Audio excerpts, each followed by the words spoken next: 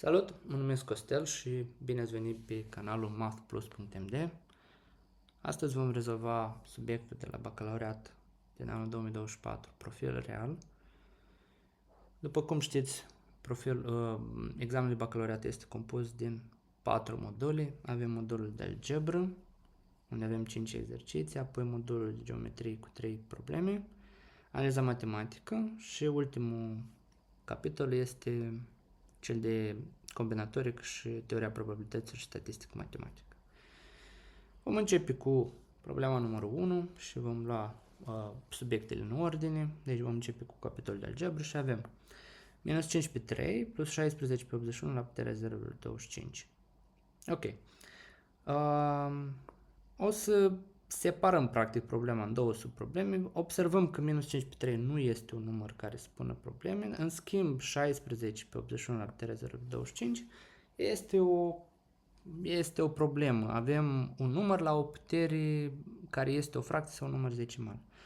Înseamnă că scopul problemei este să scăpăm de puterea asta care este o fracție, să ajungem la un număr cât mai un număr real, să nu avem fracții la putere. Ok, deci 16 pe 81, 0,25 poate fi scris 1 pe 4. De-aia am spus fracții până acum, pentru că 0,25 nu e altceva decât 1 pe 4.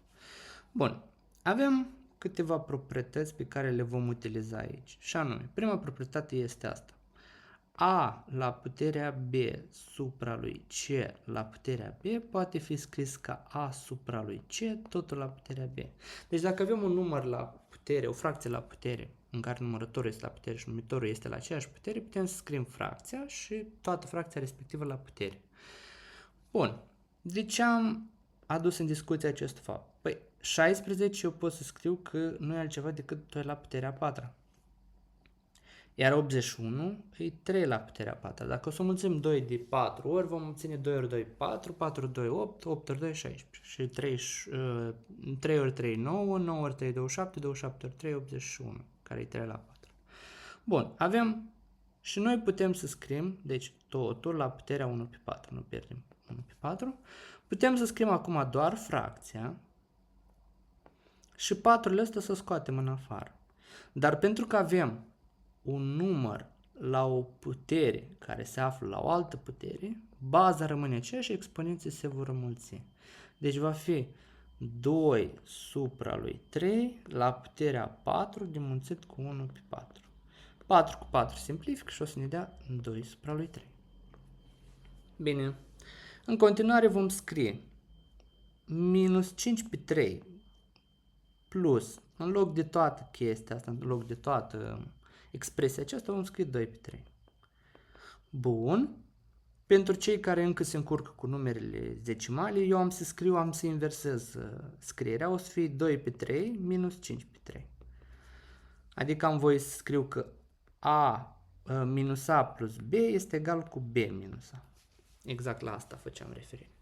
Bun, și o să avem 2 minus 5 supra lui 3, pentru că avem același numitor. 2 minus 5 este minus 3, minus 3 supra lui 3 este minus 1. Înseamnă că valoarea acestei expresii este minus 1, iar la răspuns vom scrie minus 1. Ok, să trecem la problema numărul 2. Fie polinomul P de x, format din determinantul matricea x3, 0, minus 1, x3, 2x6 și x minus 2, arătați că P de x este divizibil cu x minus 2. Ok. Problema asta are două abordări. Prima abordare este pur și simplu să calculăm determinantul matricii și apoi, după ce vom calcula determinantul matricii, să înlocuim valoarea lui x minus 2. Imediat vom explica care este și cum se poate ea de calculat. Propun să rezolvăm prima oară prin determinant și apoi vom rezolva și a doua metodă pe care o vom determina imediat.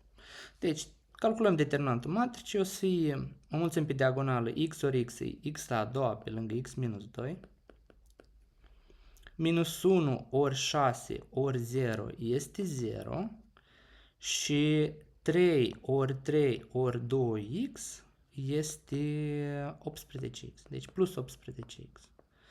Bun, ne întoarcem acum pe diagonala secundară, 2x0 este 0, minus 1 ori 3 ori x minus 2, deci minus 3, dar pentru că avem, o spun un minus în față, minus 3 pe lângă x minus 2, ok, și avem 3 ori 6 ori x, adică plus 18x. Și desfacem paranteza, o să avem x la a treia minus 2x la a doua plus 18x minus, și facem calcul în paranteză, minus 3x plus 6 plus 18x va fi egal x la a treia minus 2x la a doua plus 18x, desfacem paranteza, deci minus 3x plus 18x este 15x și cu minusul din față o să fie minus 15x și plus cu minus o să fie minus 6. Deci vom obține x la a treia minus 2x la a doua plus 3x minus 6. Bun, ca să calculăm p de x este divizibil cu minus 2, ce înseamnă chestia asta? Asta înseamnă că acest polinom se împarte exact la x minus 2. No. Pentru a nu face calculul propriu-zis și a efectua împărțirea propriu-zisă, există o teoremă, se numește teorema lui Bézout, care îmi spune că egalând x minus 2 cu 0, voi afla valoarea lui x pentru care restul împărțirii la acest polinom este 0. Bun, și calculăm. P de 2 va fi 2 la 3 este 8, minus 2 ori 2 la 2 este 4, plus 3 ori 2 minus 6. Și calculăm. 8 minus 8 este 0, 3 ori 2 e 6, 6 minus 6 este 0. Înseamnă că restul împărțirii, prin acest fapt, prin faptul că am arătat că restul împărțirii este 0, noi am determinat și am arătat faptul că polinomul p de x este divizibil cu x minus 2. Dacă restul împărțirii nu era să fie 0, înseamnă că undeva noi am greșit. Sau polinomul p de x nu se împărțea la x minus 2. Aceasta era a doua variantă. Dar pentru că spune că arătați că p de x este divizibil cu x minus 2, înseamnă că el obligatoriu noi trebuia să obținem aici restul 0. Deci foarte atent să fiți la condiția care vă este pusă în problemă. Dacă spune arătați, înseamnă că 100% ăsta este divizibil. Bun. Care era a doua variantă? A doua variantă era să începem de jos, practic, să egalăm x minus 2 cu 0 și să obținem că x este egal cu 2 și să înlocuim în determinant în loc de x2 și obțineam determinantul în felul următor. În loc de x pun 2, 2, 3, 0, minus 1, în loc de x pun 2, 3, 2x, asta e 2 ori 2 care e 4, 6 și x minus 2 este 2 minus 2 care este 0. Și vom calcula determinantul. Și obținem pe diagonala principală 2 ori 2 ori 0 e 0, minus 6 ori 0 este 0, 3 ori 3 ori 4 este 36, deci plus 36, 4 ori 2 ori 0 este 0, minus 0, 3 ori 6 ori 2 este minus 36 și minus 1 ori 3, 0 este 0. Deci minus 0. Și 36 minus 36 este 0, înseamnă că pe restul împărțirii este 0 și scriem argumentul, dacă vreți să scrieți argument, deoarece r de x este egală cu 0, rezultă p de x se divide, puteți pune semnul de la divizibil, cu x minus 2. Și de preferat să puneți așa. Bun. Deci acesta a fost exercițiul numărul 2. Pentru aceasta se oferea 5 puncte. Bine. Problema numărul 3. Rezolvați în R ecuația logaritm baza 2 din x minus 1 plus logaritm baza 2 din x minus 2 egal cu 0. Cu 1, scuzați. Ok. Primul pas este să scriem DVA. Putem calcula DVA direct în sistem rezolvând propriu zis problema. Eu am să rezolv pentru cineva care încă nu nu are cunoștință atât de solide în matematică. Bineînțeles, voi puteți scrie și în felul următor, x minus 2 mai mare ca 0, x minus 1 mai mare ca 0 și să egalați x minus 1 înmulțit cu x minus 2 este egal cu logaritmul în baza 2 din 2, care e 2. Deci puteți scrie inclusiv așa, eu am să scriu pe lung. Și anume, voi scrie, deoarece avem 2 logaritmi, o să scriu într-un sistem și punem condiția ca logaritmul, x minus 1 să fie mai mare decât 0, pentru că valoarea respectivă nu acceptă număr negativ și nici 0, iar valoarea respectivă, x minus 2, trebuie să fie și ea mai mare ca 0. Și scriem x mai mare ca 1, l-am trecut pe minus 1 în partea dreaptă cu semnul schimbat, și minus 2 trecut în partea dreaptă cu semnul schimbat va fi x mai mare ca 2. Înseamnă că dva va fi, eu am să fac și axa numerică, pentru cei care încă nu posedă poate. Aici avem 1, aici avem 2, cerculețe necolorate și o să colorez. X mai mare ca 1 înseamnă că merge spre plus infinit și x mai mare ca 2 înseamnă că merge tot spre plus infinit. Și alegem partea comună, înseamnă că x va aparține de la 2 până la plus infinit. Deci acesta este domeniul valorilor admisibile. Bun, am aflat dva și acum scriem logaritm în baza 2 din x minus 1 plus logaritm în baza 2 din x minus 2 este egal cu 1. Bun, logaritm, o să scriu aici formulele, logaritm în baza a din b plus logaritm în baza a din c poate fi scris ca logaritm în baza a din b înmulțit cu c. Probabil este și în anex această formulă dată. Și o să scriu. Observ că am logaritmul în aceeași bază. Exact ca în cazul meu. Atunci, o să scriu baza logaritmului, logaritm baza 2, iar x minus 1 se va înmulți cu x minus 2. Exact ca în formulă. Este egal cu 1, o să mai scriu o formulă, logaritm în baza a din a poate fi scris ca 1.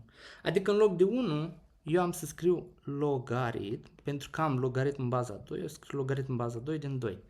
Și din ce cauză am scris acest fapt? Dacă logaritmii au aceeași bază, logaritmul va dispărea, deci ăștia practic vor dispărea și voi obține x minus 1 înmulțit cu x minus 2 este egal cu 2. Voi obține ecuație de gradul 2.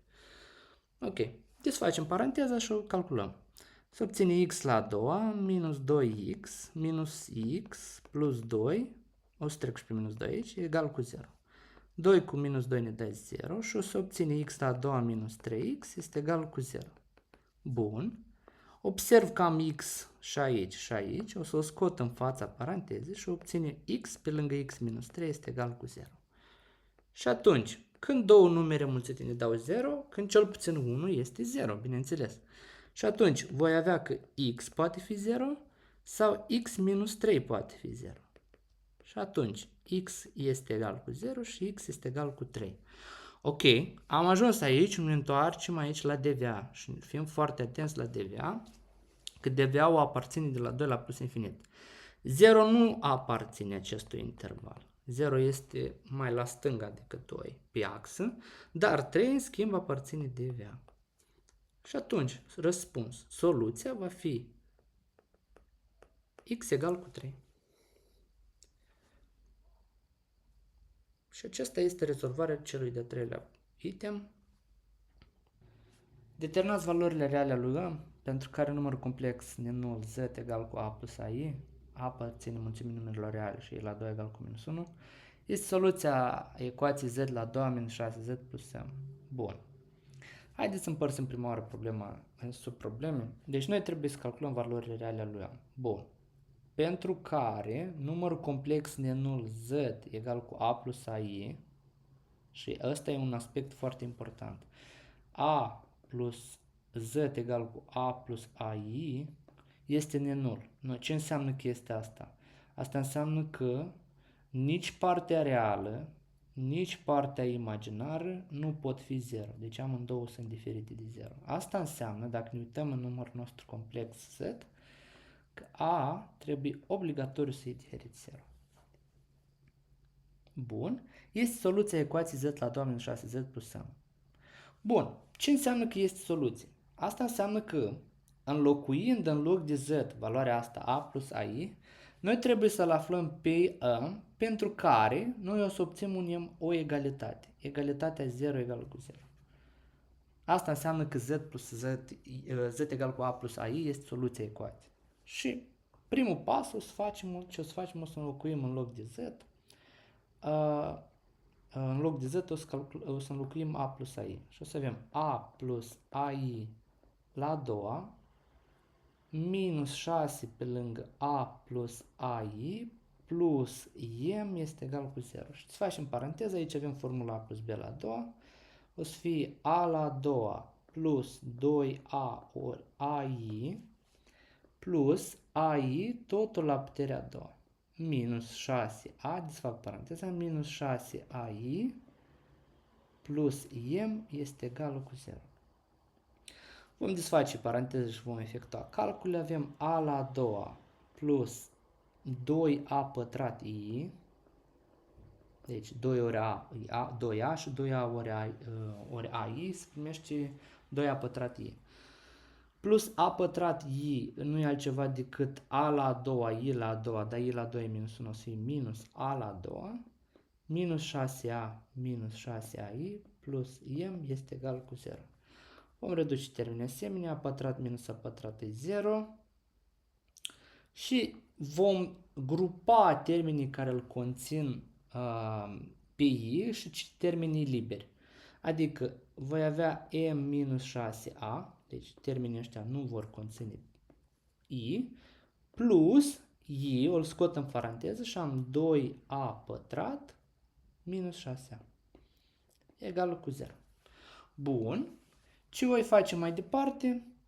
Voi calcula m este egal cu 6a și 2a pătrat minus 6a va fi egal cu 0. Practic calculez valorile lua separând partea reală de partea imaginară.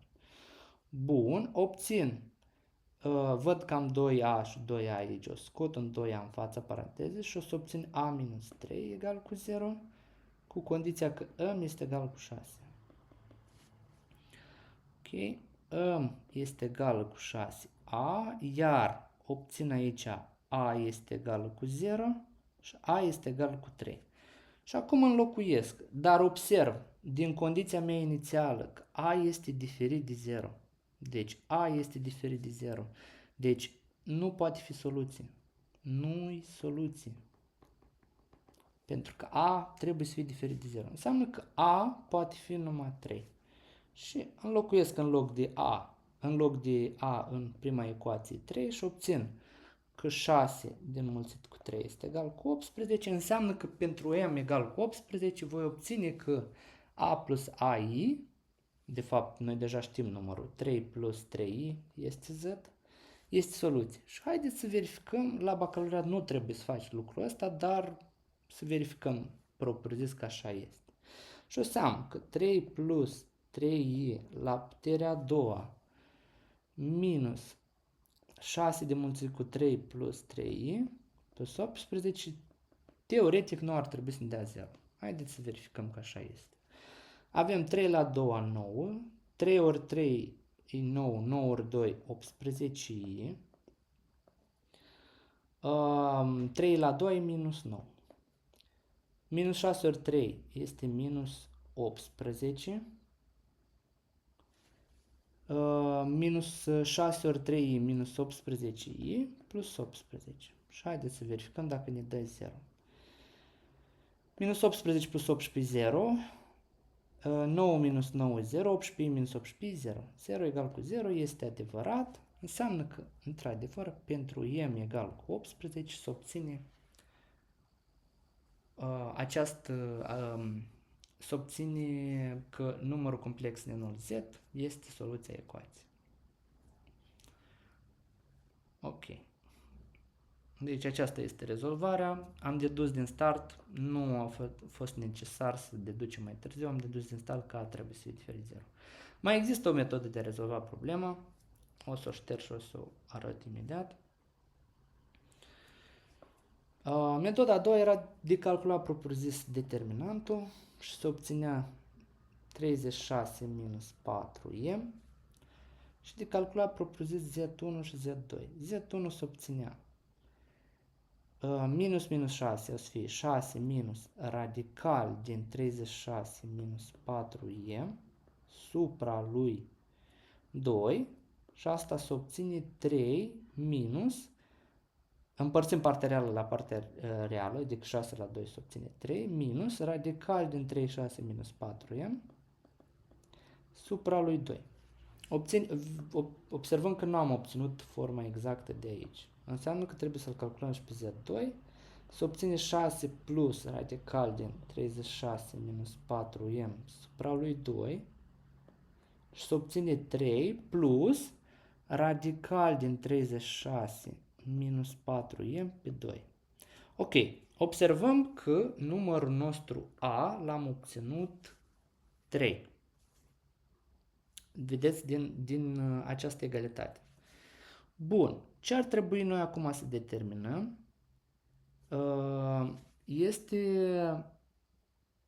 Noi practic deja cunoaștem că Z, practic dacă îi să înlocuim aici, noi știm deja Z că e 3 plus 3i. Prin baza deducției, că aici e A plus AI, noi am obținut 3 plus, tehnic noi aici vom obține 3i, dacă vom calcula. Și acum, în loc de vom înlocui practic în ecuația noastră 3 plus 3, ceea ce am făcut mai devreme și am obținut minus 18.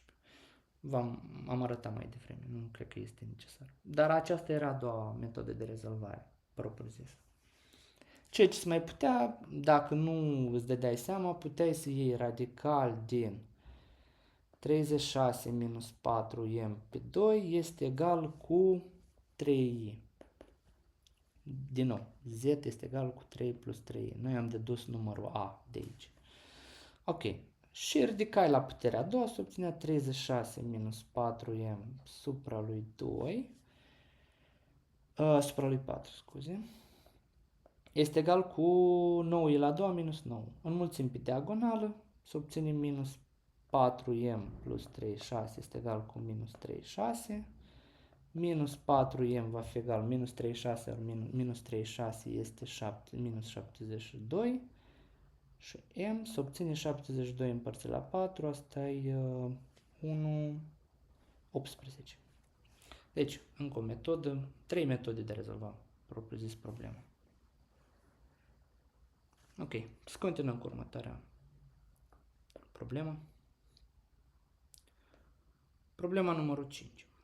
Rezolvați în ordine ecuația 3 de mulțit cu 9 la puterea x minus 4 de mulțit cu 3 la puterea x plus 1 mulțit cu radical din 1 minus x mai mic sau egal ca 0. Bun, problema nu este foarte complicată. Doar trebuie de împărțit din nou în subprobleme, ceea ce vă recomand și vouă. Deci, avem două numere mulțite. Practic avem expresia asta exponențială și radicală. Și ne punem întrebarea. Bun, expresia exponențială, propriu-zis calculat, avem și numere, poate să ne dea un număr negativ. Poate să ne dea și negativ, poate să ne dea și pozitiv. Dar radicalul și din ceea ce cunoaștem, radicalul va fi mereu mai mare sau egal ca 0. Orice s-ar întâmpla, radicalul mereu va fi un număr nenegativ. Și atunci, deoarece radicalul este un număr nenegativ, deci ăsta va fi mereu mai mare sau egal ca 0, înseamnă că înmulțind două numere, obligatoriu, numărul ăsta trebuie să fie mai mic decât sau egal ca 0. Înseamnă că voi avea că radicalul din 1 minus x este mai mare sau egal ca 0 și 3 de înmulțit cu 9 la puterea x minus 4 de înmulțit cu 3 la puterea x plus 1 trebuie să fie mai mic sau egal ca 0. Și am obținut acest sistem. Ok? Vom calcula, vom ridica la puterea a doua, să obține 1 minus x mai mare sau egal ca 0. Aici avem 3 de mulțit, 9 îl scriem ca 3 la puterea a doua, deci voi avea 3 la puterea 2x, minus 4 de mulțit cu 3 la puterea x plus 1, mai mic sau egal ca 0. Ok? Voi trece termenul, voi trece minus 1 în partea dreaptă cu semnul schimbat și voi avea minus x mai mare sau egal ca minus 1 și 3 de mulțit cu 3 la puterea 2x, o scopi toată expresia asta, după o vom rezolva. Deci toată expresia momentan rămâne neschimbată. Bun, împărțim aici la coeficientul care stă în fața lui x, adică la minus 1 și obțin că x este mai mic sau egal ca 1, da? Deci eu am să rămân cu chestia asta aici. Și mergem la a doua ecuație. 3 de înmulțit cu 3 la puterea 2x minus 4 de înmulțit cu 3 la puterea x plus 1 mai mic sau egal ca 0. Ok. Observăm că am 3 la x, 3 la 2x. Eu pot să notez 3 la puterea x prin t, cu condiția obligatorie că t este mai mare sau egal ca 0. Mai mare ca 0. Nu e și egal, pentru că niciun număr radical la putere nu e de 0. Ok. Și o să înlocuiesc în loc de 3 la x, t. Și o să am 3 de mulțit 2 la x, 3 la 2x nu e altceva decât t pătrat. Minus 4t plus 1 mai mic sau egal ca 0. Ok, rezolvăm această inecuație gradul 2, vom calcula delta, să obține 16 minus 12 și 4. X1 se obține 4 minus 2 supra lui 6 și se obține 1 pe 3 și X2 se obține 1. Și acum ne întoarcem la notația noastră. Avem 3 la puterea x va fi... Sunt mai multe metode de a rezolva această problemă. Eu am să o duc prin metoda cea mai simplă. 3 la x este egal cu 1 pe 3 și 3 la x este egal cu 1. Și atunci obțin că x este egal cu minus 1 și x este egal cu 0. Și atunci voi face metoda intervalelor, obligatoriu. Și pun valorile astea, minus 1 și 0. Și înlocuiesc în loc de în inecuații valorile de pe acest interval, deși se putea din start pe baza ecuației de gradul 2 de trasa parabola, totuși vă recomand să verificați totuși valorile respective. Și o să luăm minus 2, o să am 3 de mulțit cu 3 la puterea minus 4, deci voi avea 3 pe 3 la puterea 4, așa. Voi avea, deci punem minus 2. 3 de mulțit cu 3 la puterea minus 4, minus 4 de mulțit cu 3 la minus 2, plus 1.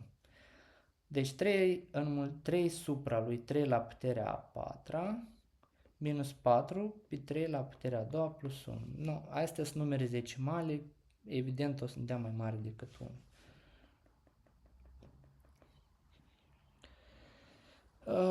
Între minus 1 și 0 o să ne dea număr negativ și aici o să ne dea pozitiv. Deci, pe noi ne interesează valorile între minus 1 și 0, negative, deci acestea. Deci x va aparține minus 1, 0. Bun, și ne întoarcem și facem împreună cu dva. X aparține minus infinit 1.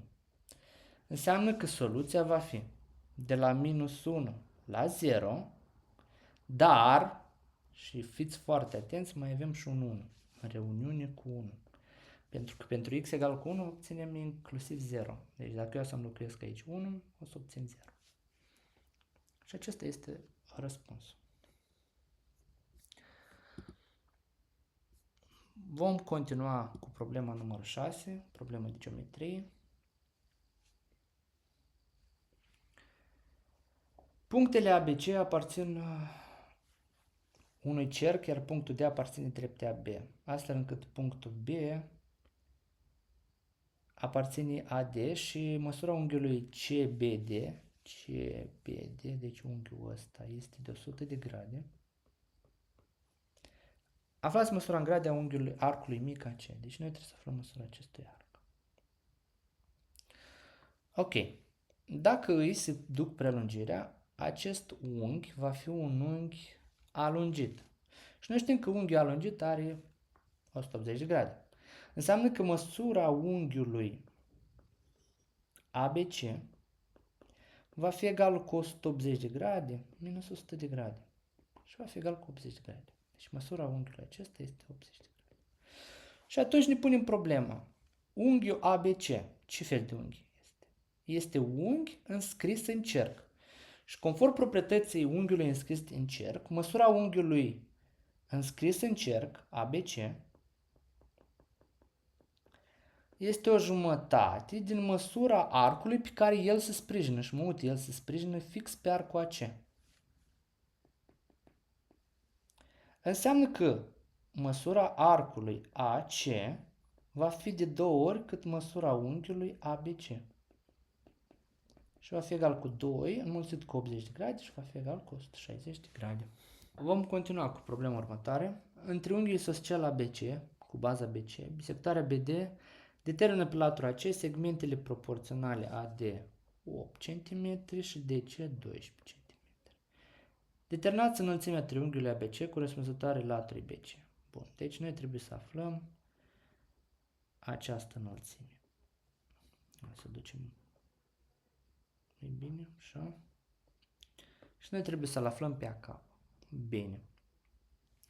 Bun, din condiții pe baza teoremei înălțimii bisectoare știm că AB supra lui BC este egală cu AD supra lui DC. Înseamnă că AB pe BC va fi egal cu 8 pe 12.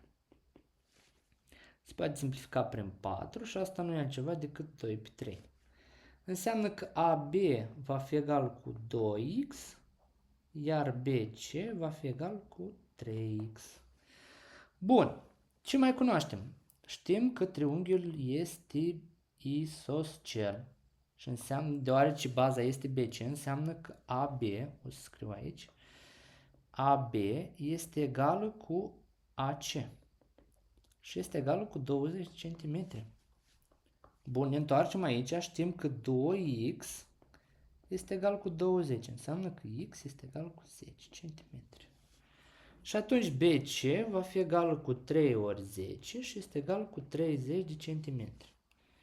Bun, din teoria și din formulele triunghiului dreptunghi, din proprietățile lui, știm că înălțimea este și mediană. Înseamnă că KC va fi egal cu jumătate din AK și va fi 15 cm. Și atunci AK va fi egal. Conform teoremei lui Pitagora, din teorema lui Pitagora știm că va fi AC la a doua minus KC la a doua, deci hai să scriu aici, din triunghiul AKC conform teoremei lui Pitagora. Și va fi egal. AC la a doua este 20, 20 la a doua minus KC e 15 la a doua. Asta este o formulă A minus B pe lângă A plus B, adică 20 minus 15 care este 5, mulțit cu 20 plus 15 care este 35. Bun. Asta e 5 de mulțit, 35 și 5 ori 7. 5 ies în fața radicală și va fi 5 radical din 7 cm. Înseamnă că înălțimea e 5 radical din 7 cm. Și la răspuns, hai să scriem la răspuns, 5 radical din 7.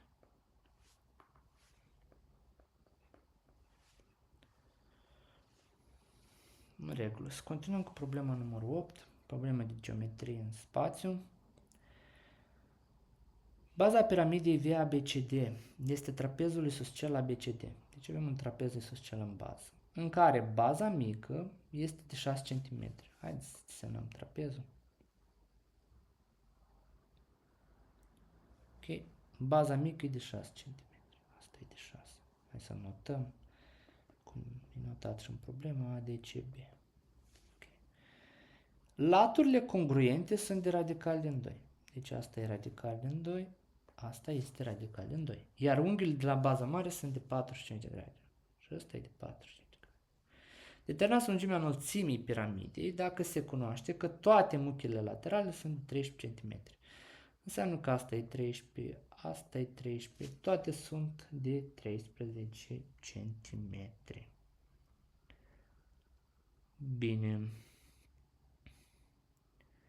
Ca să putem rezolva problema, noi va trebui să calculăm raza cercului circumscris, pentru că înălțimea cade exact pe raza cercului circumscris și formează cu muchea laterală un triunghi dreptunghic. Deci, dacă va fi să desenăm cercul, noi nu știm unde cade momentan raza, unde cade propriu-zis raza, da? Unde se află? Se află în interior, se află pe baza mare, se află în exterior, s-ar putea raza să fie mai mare sau mai mică. O să-l duc momentan în interior, dar după vom vedea. Deci noi trebuie să calculăm propriu-zis raza cercului circumscris. No, ca să calculăm raza cercului circumscris, noi va trebui implicit din start să ducem o diagonală. Pentru că raza cercului circumscris poate calcula dintr-un triunghi format între diagonala din trapez și un unghi opus ei. Practic vom folosi teorema sinusului. Din teorema sinusului vom determina raza cercului circumscris. Dar pentru a determina diagonala, la prima oară noi trebuie să calculăm înălțimea triunghiului din bază. Și o să notăm înălțimea, BK. Se poate observa că triunghiul AKP este dreptunghic isoscel. Triunghi dreptunghic isoscel. Din ce cauză spun asta? Pentru că dacă un unghi e de 45, implicit și celălalt e de 45 de grade. Și vreau să țineți minte, în dreptunghic isoscel, ipotenuza mereu va fi A radical din 2, unde A este o catetă. Deoarece la noi ipotenuza este radical din 2, înseamnă că o catetă AK va fi egal cu 1 cm. Ea se poate determina și prin teorema lui Pitagora, dar am zis, sau prin trigonometrie, dar vreau să țineți minte acest aspect. Ok. După cum știți, dacă voi trasa înălțimea, se va forma un triunghi, hai să zicem ăsta e N.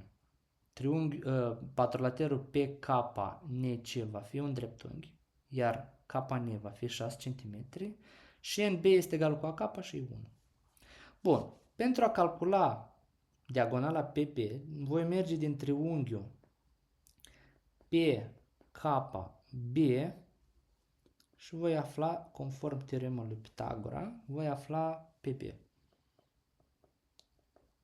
Deci PB va fi egal cu radical din, și PB la noi ipotenuză, cu PK la 2 plus KB la 2. Și va fi radical din 1 la 2 1 plus 7 la 2 nu e altceva decât 49. Pentru că KB e 6 plus 1 și 49. Radical din 50 nu e altceva decât 5 radical din 2 cm. Deci am aflat că PB e 5 radical din 2 cm. Ok. Și acum vom aplica teorema sinusului, care spune că latra opusă unghiului PB se opune unghiului A, care, deci PB pe sin de A va fi egal cu două raze mari. Formula este dată în anex cu siguranță. Și avem PB 5 radical din 2 supra sinus de 45 de grade nu e altceva decât radical din 2 pe 2 este egal cu două raze. 2 cu 2 se simplifică, radical din 2 cu radical din 2 se simplifică, se primește că raza este egală cu 5 cm. Deci, cum am anticipat, raza se află în afară. Deci raza e undeva aici, tehnic. Pentru că înălțimea este mai mică decât raza. Dar lăsăm momentan desenul așa, nu-l mai modificăm. Nu se depunctează în caz de ceva, pentru că implicit elevul duce desenul intuitiv înainte de a rezolva problema. Deci știm că raza este de 5 cm, înseamnă că înălțimea va fi din triunghiul VOB, conform teoremei lui Pitagora, voi afla că VO va fi egal cu radical din VB la 2 minus OB la 2 și va fi egal cu radical din 13 la 2, o să fac același artificiu, 13 la 2 minus 5 la 2. Deși știu răspunsul, vreau să învățați și voi această formulă. 13 minus 5 este egal cu 8, 13 plus 5 e 18, deci 9 ori 2.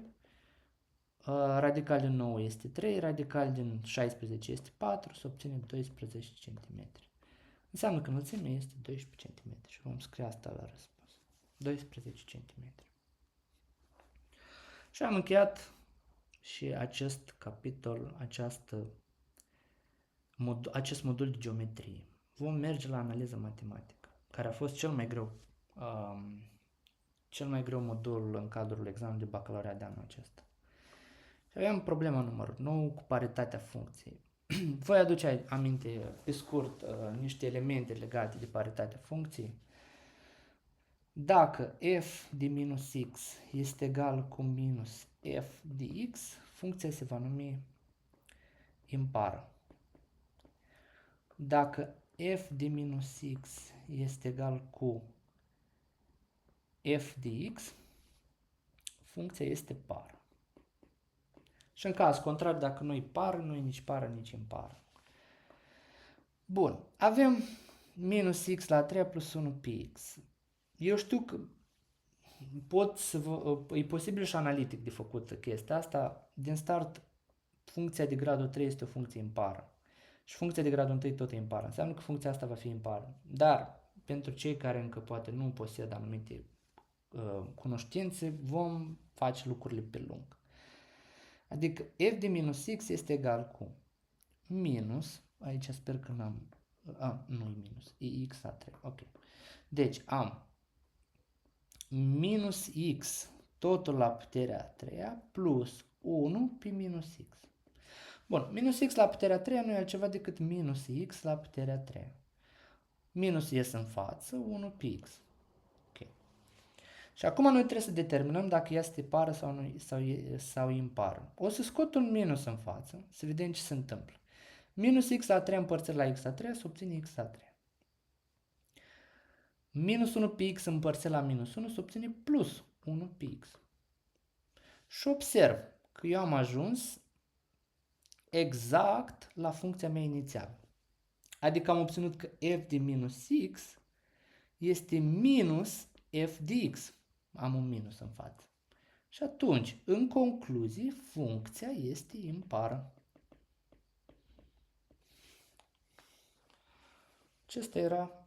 Aceasta era și problema cu paritatea funcției. Am ajuns și la subiectul numărul 10, subiectul propriu-zis de analiză. Avem trigonometrie, ca și funcție. Și avem primul item de calculat limit când x tinde la 0 din x la 2 plus x. Și pentru că avem sin de 2x, sigur în annex era dată formula limită când x tinde la 0 din sin de x pe x, sau eu o să scriu general valabil alpha x pe alpha x este egală cu 1. Și avem limită când x tinde la 0 din sin de 2x minus x pe x la 2 plus x. Se observă că este o nedeterminare 0 pe 0. Ce o să facem? O să încercăm să separăm limitele. Adică voi scrie sin de 2x pe x pe lângă x plus 1, scot în fața parantezei x, minus limită când x tinde la 0 din x pe lângă x plus 1. X pe lângă x plus 1, se observă că x cu x simplifică și voi obține sin de 2x pe x. Evident, dacă ne uităm în formulă, eu am nevoie alpha x. Înseamnă că mi trebuie aici un 2x. Deci eu aici aș avea nevoie de un 2x. O să-i dau un 2 la numitor și o să pun un 2 în fața limitei. Eu pot să-l pun și sus. Nu este greșit. Pot să scriu și așa. Nu este nicio problemă. 2 împărțit la 2 îmi dă 1. Dar eu știu în schimb că toată formula aceasta îmi dă 1. Deci toată formula asta e 1. Și o să înlocuiesc 2 supra și pot direct să calculez 2 supra lui e 0 plus 1 este 1 minus, aici mi-a rămas 1, supra 0 plus 1 este 1. Și o să am 2 minus 1 care este egal cu 1. Se putea implicit rezolva și prin L'Hopital, haideți să rezolvăm și prin L'Hopital, dar indicat este să folosiți limita remarcabilă, în principiu.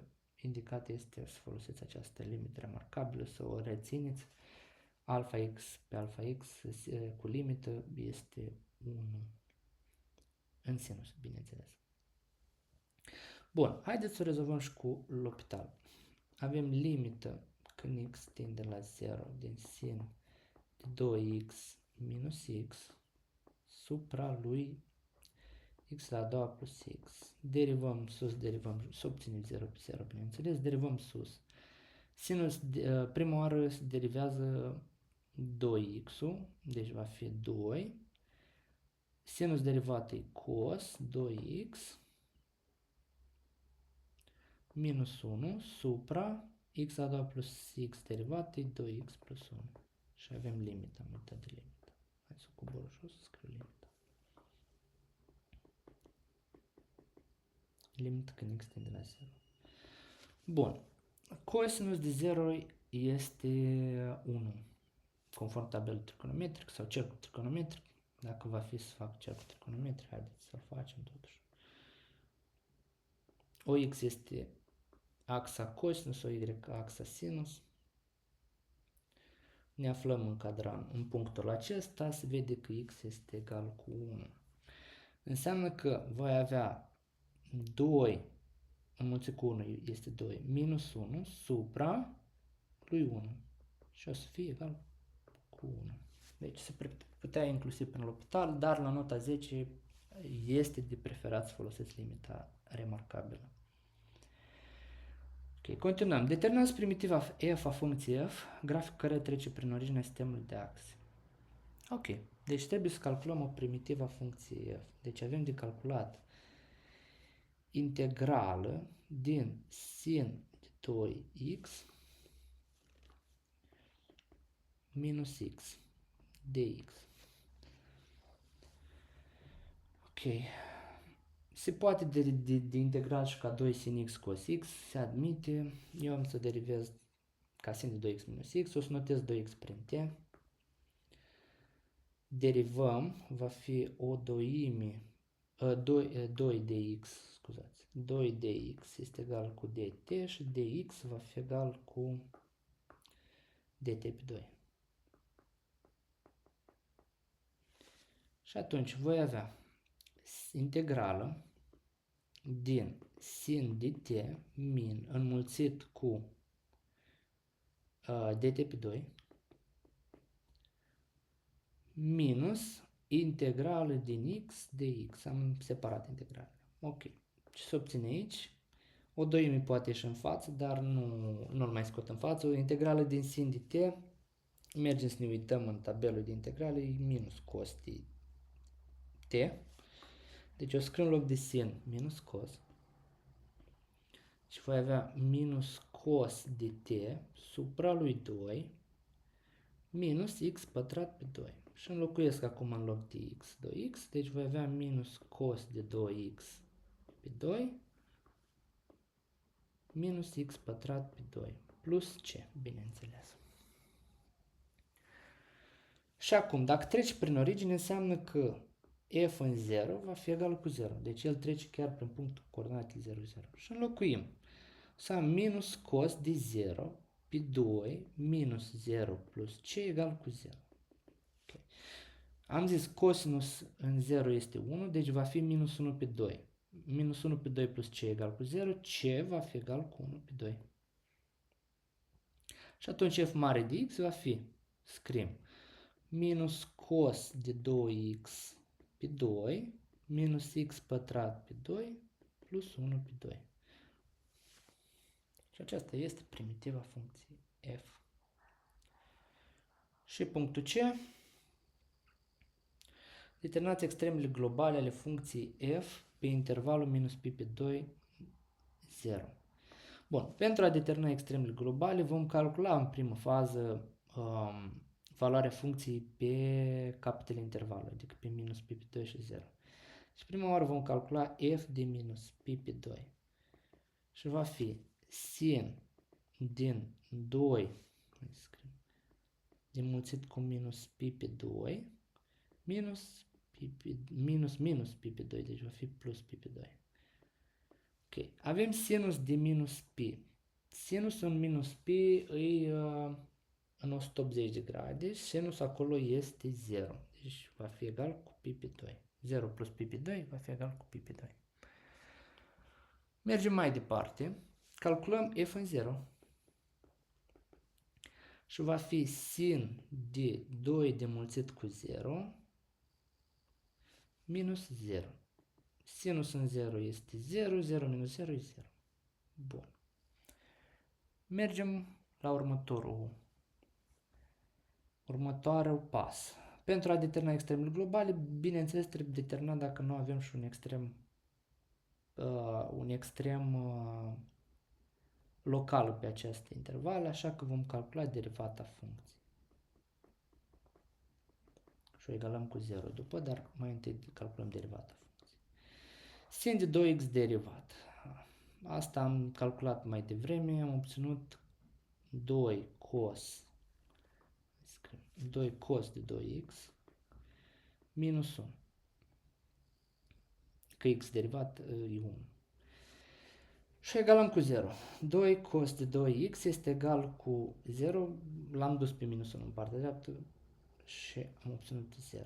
Adică cos de 2x va fi egal cu 1 pe 2. Și aici sunt mai multe metode, se poate folosi cercul trigonometric, se poate folosi direct proprietatea al cosinusului de plus minus arc cosinus, e la liber arbitru. Eu voi scrie direct că 2x este egal cu, și mă gândesc cosinus în ce valoare ia 1 pe 2, păi în pi pe 3. Și în ce valoare mai ia cosinus valoarea 1 pe 2 în minus pi pe 3. Adică și plus 2 pe k. Plus 2 pe k.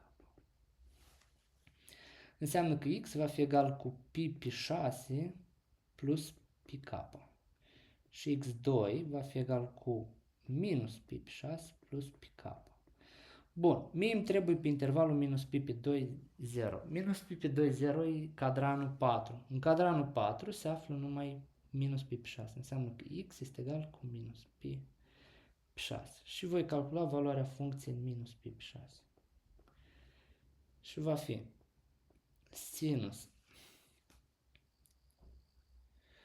din 2 de mulțit cu minus pi pe 6 minus o să fie, minus o să fie plus pi pe 6. Simplificăm să obținem minus pi pe 3, care e minus radical din 3 pe 2, plus pi pe 6. Dacă vrem să ducem la numitorul comun, bineînțeles, poate, pi minus 3 radical din 3, 6. Se putea lăsa și așa, e ok și așa. Și acum, trebuie să calculăm, să verificăm valorile funcțiilor în aceste, să comparăm valorile funcțiilor în aceste puncte. Haideți să le subliniem pe toate. Și ne gândim, pi e 3,14. 3 de mulțit cu 1 și ceva deja e număr negativ. Înseamnă că f în minus pi pe 6, eu am scris mai jos, f în minus pi pe 6 va fi mai mic decât f în 0, care ne da 0, care la rândul lui mai mic decât f în minus pi pe 2, care este pi pe 2. Și atunci, răspuns, f pe intervalul f min, hai să scriem, f min pe intervalul minus pi pe 2, 0 este egal cu, cât am obținut, pi minus 3 radical din 3 pe 6. Și f max pe intervalul minus pi pe 2, 0 este egal cu pi pe 2. Și acesta este rezolvarea exercițiului numărului C. 7 copii, printre care Ana și Maria, participă la un maraton. Copiii ajung la linie de finish în diferite momente de timp. Determinați probabilitatea că Ana va ajunge la linia de finish următoare după Maria. Deci avem 6 copii. Deci 1, 2, 3, 4, 5, 6. Deci avem 6 copii și ei ajung în diferite momente ale timpului. Păi primul, câți copii pot ajunge pe prima poziție? Păi tot 7.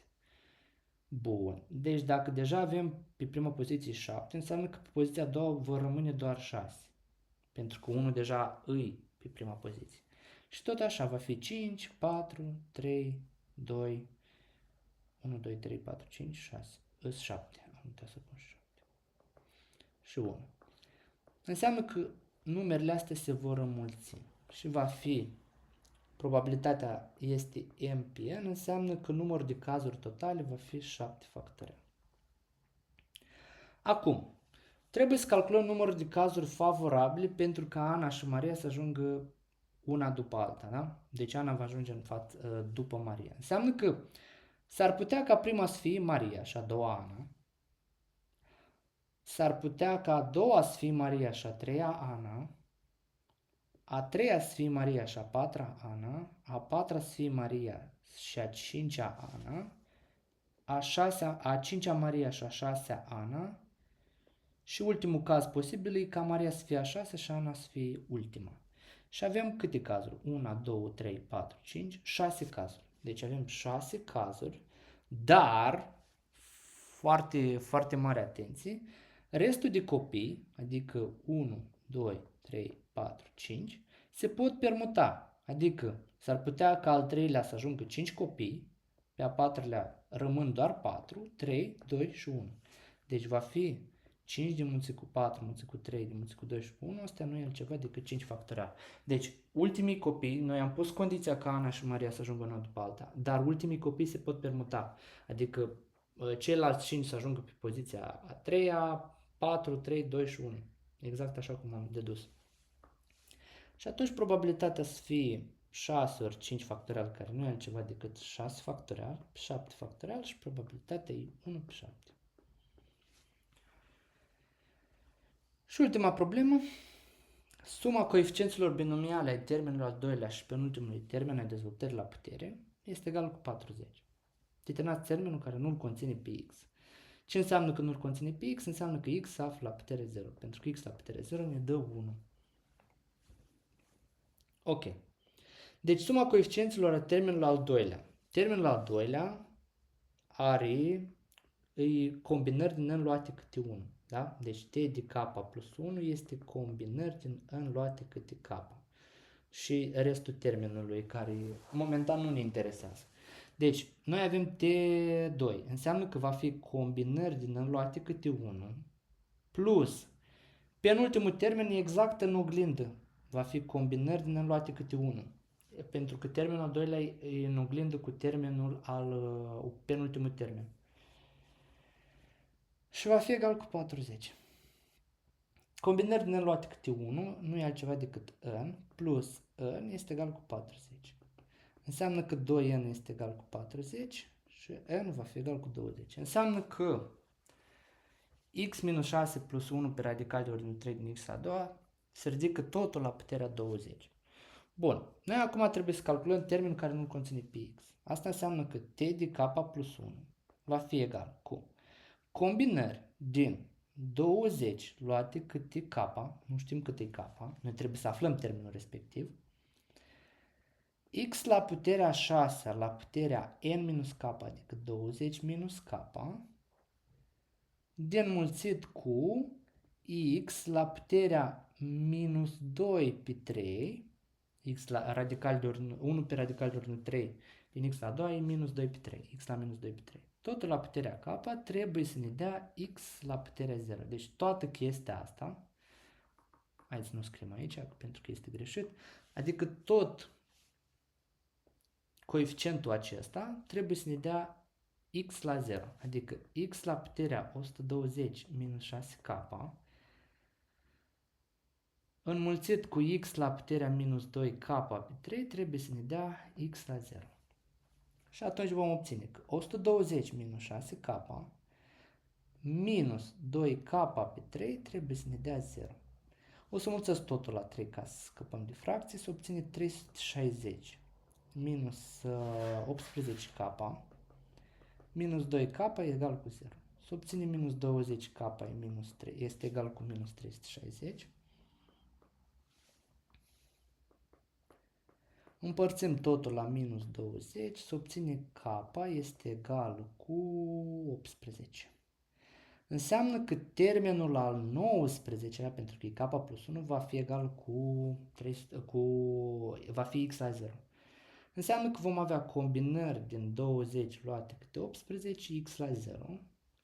Și calculat combinările o să ne dea 20 factorial supra 20 minus 18 factorial înmulțit cu 2 factorial, care va fi 20 înmulțit cu 18 factorial, scuzeți,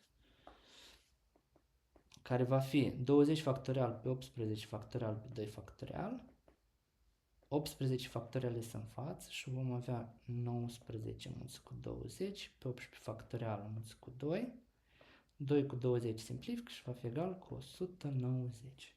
Înseamnă că termenul 19 va fi egal cu 190. Acesta este examenul de bacalaureat care a fost anul acesta la profilul real. A fost un subiect destul de complicat, destul de voluminos, dar sper că l-ați înțeles și sper că vă este de ajutor și nu uitați să vă abonați, să lăsați un like la clip și pentru mai multe clipuri, pentru mai multe rezolvări și pentru mai multe sugestii, lăsați un comentariu cu ceea ce n-ați înțeles, voi răspunde pe cât de repede posibil și mult succes în continuare. O zi frumoasă!